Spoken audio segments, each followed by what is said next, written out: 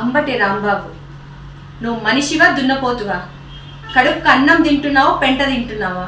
ఒక మాజీ మంత్రి అయ్యుండి కూడా ఒక బజారు రౌడీలాగా మాట్లాడుతున్నావు.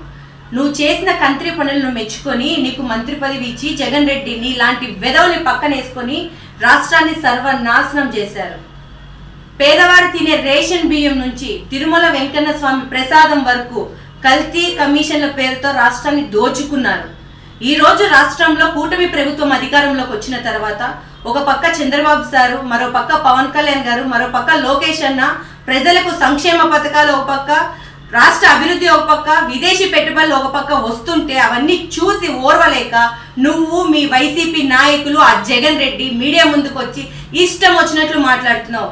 ఏం మాట్లాడుతున్నావు అయ్యా ప్రెస్ ముందర? మేము దైవ సమానులుగా పూజించే మా చంద్రబాబు గారి గురించి, వాళ్ళ తల్లి గారి గురించి కారు కూతలు కూస్తున్నావు. చెప్పు తెగేలాగా దేహశుద్ధి చేస్తాం అంబటి రాంబాబు, గుర్తు పెట్టుకో.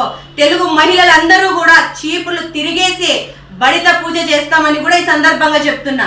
ఏం మాట్లాడుతున్నావు? ఇష్టం వచ్చినట్లు మాట్లాడుతున్నావు. నోటికి ఎంత వస్తే అంత మాట్లాడుతున్నావు. ఒళ్ళు బలిసి నాలుక మందమెక్కి మాట్లాడుతున్నావు. వెంటనే నువ్వు మాట్లాడిన కారు కూతలకు బాధ్యత వహిస్తూ చెంపలేసుకొని చంద్రబాబు సార్కి, వాళ్ళ అమ్మగారికి క్షమాపణ చెప్పాలి. లేకపోతే తెలుగు మహిళలందరూ కూడా నువ్వు ఎక్కడ దాక్కున్నా వచ్చి చెప్పు తెగేలాగా కొట్టి బుద్ధి చెప్తామని కూడా ఈ సందర్భంగా చెప్తున్నా.